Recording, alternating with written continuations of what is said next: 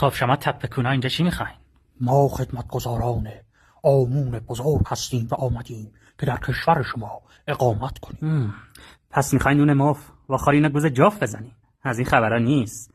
حالا این آمون شما سوراخ هم داره، میشه کردش؟ آمون خدای بزرگ مصر هست و ما همه باید به او تعظیم کنیم و او را بپرستیم. پس نگو کله کیری. اون کونی که تو داری ازش قرکی برمیداری و 100 بار قبلا کردمش.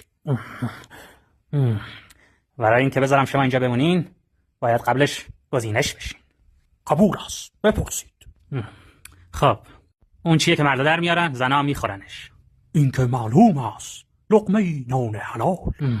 تقصیر تو نیست، تقصیر خیکته که نذاشته 50 سال چکته ببینی.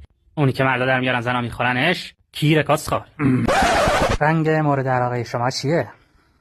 مشکی رنگ عشق است، مثل رنگ چشای مهربونه. که کیرم به کونت مشکی رنگشه ها؟ پس هنوز سرخی کاسو ندیدی.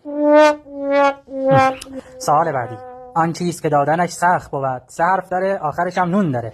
این دیگر مسلماً کون است. نه خیر، جون است. کون که سختی نداره، خرجش تاف خیلیه در قالت. اینا رو که ریدین، اما اگه بتونین با دست زبونتون رو بگیرین و بگین کفش ننم سیاهه قبول میشه. کف من سیاه